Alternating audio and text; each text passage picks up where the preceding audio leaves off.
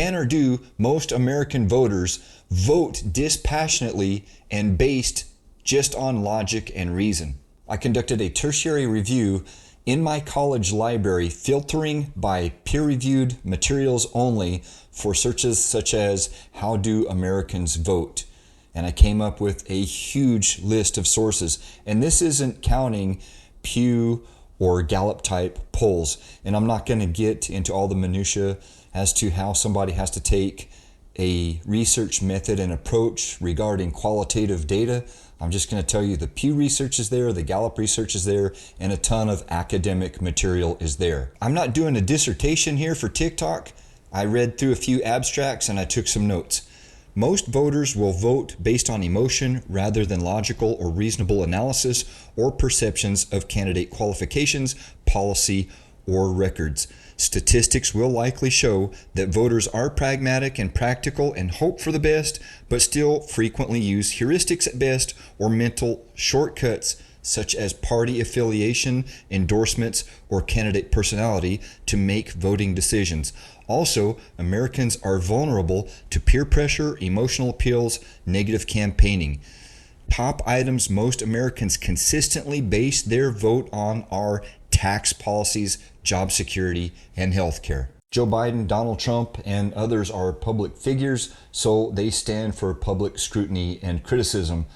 Tulsi Gabbard said what she said, and I'm okay with that. I'm okay with free speech. And I may have not framed my statement best. I could have just as easily said, regardless of who one votes for, whether it is Biden or Trump, they're going to probably vote their heart, or what they're going to say they're voting their heart, and they're going to vote with that passion or emotion and not with logic or reason.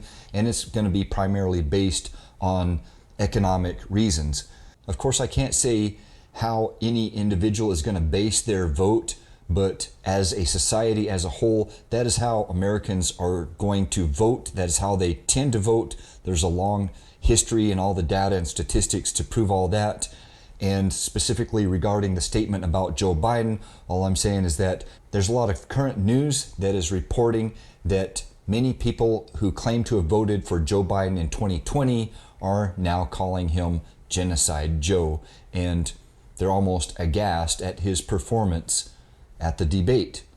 So I made that statement. I have multiple overarching theories that provide a unique and integrated framework for understanding the persistent and cyclical nature of conflict, governance, and social control throughout history and in contemporary geopolitics.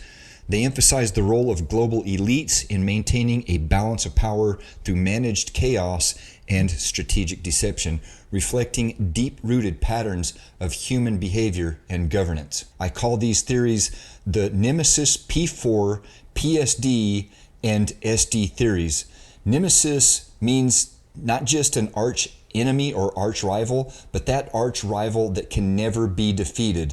From time immemorial to Ra versus APEP, going on to today with communism and socialism versus capitalism, Biden versus Trump, there's always two arch enemies that are eternal. P4 is the perpetual and pointless pyramid building project. Again, from time immemorial, going back to Exodus 19 through about 32, Moses came down from Mount Sinai and crushed the tablets of the 10 Commandments, because when he got back down, he saw that his sister Miriam and his brother Aaron had let the people wander astray, and they were all basically having an orgy. Since then, we've had governance that basically uses strategic deception and nemesis and PSD, perpetual security dilemma, to maintain this balance of chaos and order to prevent too much social unrest or moral decline. I'll get more into Nemesis, P4, PSD, and SD in future posts.